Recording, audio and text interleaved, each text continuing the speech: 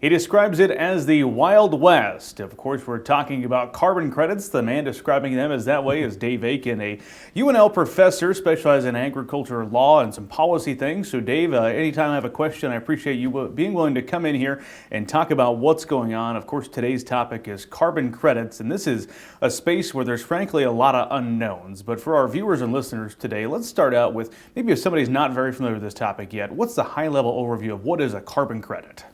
Well, basically, it's the idea that, when in crop production or in pasture production, we are storing carbon in the soil through photosynthesis. And that's very important, in terms of trying to reduce our carbon footprint in the United States. And carbon credits are where folks will pay farmers and ranchers a fee for the amount of carbon that they store each year on their farm or their ranch. These are things that are already happening on the farm or ranch today, but there are companies willing to pay for this now. Help unpack that a little bit of who might those companies be who are willing to pay those producers? Well, there's a couple of groups. There are some groups, like Microsoft has partnered with somebody, and I can't keep the names all straight. Yeah. Maybe Bayer, but I'm not for sure on that. Anyway, and Microsoft wants to get carbon neutral and within a certain time frame, and so they've basically hired Bayer to go out and sign up the carbon contracts with farmers and ranchers to help them get carbon neutral by whatever their deadline is. And that's and so they're just out there paying, and they're probably paying more than the going rate in order to make that happen. That's one model. Another model is folks who want to be in the carbon credit business for the long haul, and so they're doing pilot projects. And so they're, again, paying more than the market rate to get farmers to sign up so that they can, get their data platforms to work, so that the farmer can upload the data electronically to them, and they can calculate how much carbon is stored, and then figure out the payments based on what the carbon credits are selling for on the world market and stuff like that. So that's another option. And then there's people who are speculators. They say, if the United States starts regulating carbon emissions at some point, then the value of these carbon credits is going to jump, and it's going to jump a lot, 10 times maybe what they are now, or more. And so they're in here, they want to tie up as many carbon credits as they can, and paying, again, a little more than what the market would be, but figuring that they're going to get their money back 5-6 years down the road, and a 500 or 600% return on their initial investment. And so it's really kind of crazy out there. Sadly, we don't have one place where all these things are bought and sold. They're almost all sold by private contract. So there's no public disclosure of price or anything else. If you're willing to pay a few $1,000s, you can subscribe to newsletters that will tell you, weekly or monthly, what carbon is selling for in different parts of the U.S. or different parts of the world. But we don't have a publicly traded exchange, so we really don't have a great idea of what carbon is being sold for in the United States, and even around the world. I mean, there's some stuff from the World Bank that says in different countries, here's what the carbon markets are like and stuff, but it's nothing like, you can find out what the corn price is and the futures are and stuff like that pretty much anytime you want. We're years away from that on carbon. Well, I mentioned that the crops have been doing this process forever, but this whole concept has really taken on a life of its own over the past year and a half or so. It really become a popular topic in the ag space. So the university yourself have put together a checklist of a lot of questions that are out there that producers should be asking if they want to enter this market.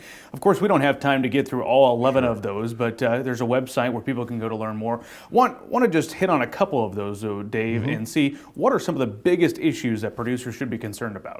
Well, what practices are you going to have to do in order to qualify for the particular contract that you're interested in? How will the carbon sequestration or storage be verified, and who does that and who pays for it? and then what's the payment process? Because if they're going to verify it and then sell the credits on the market and stuff like that, that could all take several months. They're looking at, right now, the best way to do it is with soil samples, but that's time consuming and expensive, and they really don't want to do it that way. They want to do it through modeling if they can. So I mean, they'll like take soil samples and establish a baseline, and then based on whether it's cover crops or whether it's no-till or what combination of practices you're using, they're going to estimate what they think the carbon storage is and then base your payments on that. But that's, I talked about the companies with pilot projects before. They're trying to work the bugs out of this, and they're trying to verify that this is all, that this is really accurate and that they're not selling fake carbon credits. Mm-hmm. And what's the website where somebody can see that full, I think, 11-point checklist of questions they could be asking? cap.unl.edu/carbon. Okay. Go there, and that's where all our carbon resources are. And Dave, you and I were talking about, before we hit the record button, the fact that the U.S. government is getting involved in this to a certain degree. Give us an update of where some legislation stands that could intervene in this process. Yeah, there are two things that are going on. There's USDA is very interested in encouraging farmers to do the types of things that would result in additional storage carbon being stored on farms and ranches and in our forests. And so there's more traditional incentives moving out through NRCS, through carbon smart farming and stuff like that. And that will be ongoing. The other thing is that the Senate, U.S. Senate, has adopted the Growing Climate Solutions Act, which would make USDA basically kind of the referee for ag carbon credit market. So USDA would set standards for how do you verify carbon sequestration. They'd have a web page, a web platform where everybody who wanted to buy and sell carbon credit, ag carbon credits could go to, to see who's buying or selling, what kind of contracts, that side of things. So that would really help. That would bring a lot of transparency to the ag carbon market, which now was pretty wild and woolly. Kind of on that topic, for our viewers and listeners that are still with us watching today, I'm sure they're irritated at me because I haven't asked how much a producer could get paid per acre. Do you have any insight of what you've seen so far, or is it simply too early to tell? Well, it's in the media, I have seen $10 to $20 an acre as being a very standard kind of point that people refer to. Now, I've put, done the back of the envelope stuff. And for me, if they're looking at selling ag carbon credits on the open ag carbon credit market, they're looking at about $5 a ton. And in Nebraska, the rates of sequestration are much less than a ton an acre. So they're looking more like $1 an acre long term, if it's based on the sale of carbon credits. Sure. But some people, as I mentioned, some people are willing to pay more just to get people signed up for a variety of reasons. So it's crazy. Yeah. UNL Professor Dave Aiken joining us. Dave, always appreciate your insight and for spending some time with us. Thank you, Bryce.